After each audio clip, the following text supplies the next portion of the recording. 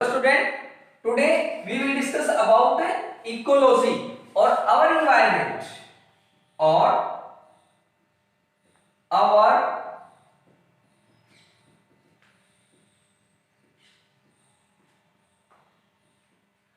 environment. You know, ecology, it is a combination of biotic and abiotic component. जो ecology है वो किसका combination है? Combination of biotic as well as abiotic component. देखें, ecology biotic as well as abiotic. Biotic component and abiotic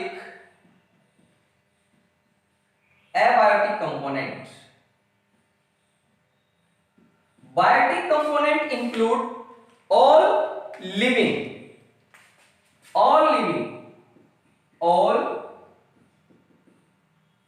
organism comes in biotic component. For example, microbes to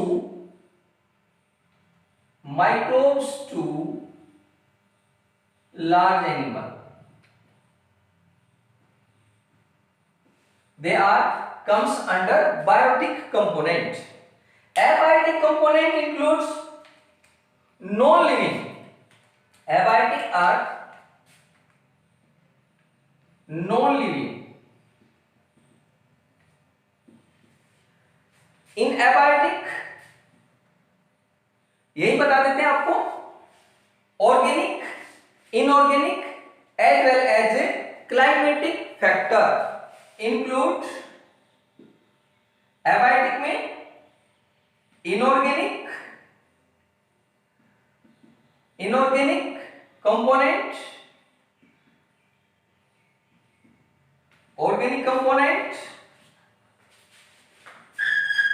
organic component and climatic factor. You know, inorganic component means matter obtained from non living. जो हमें non living minerals और salt से जो obtains होते हैं, obtained from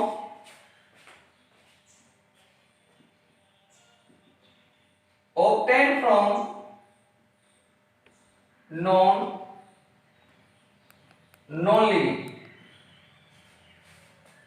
obtained from non-living, that is rocks,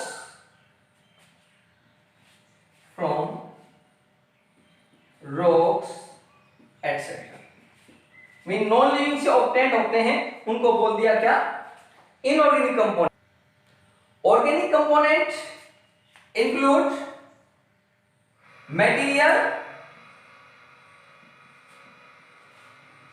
material obtained from plant and animal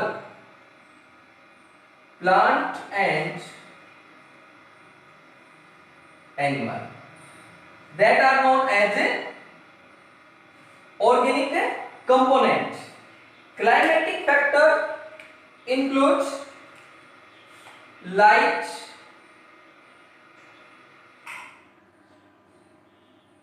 soil, water, air, etc. So these are abiotic component of ecosystem या ecology.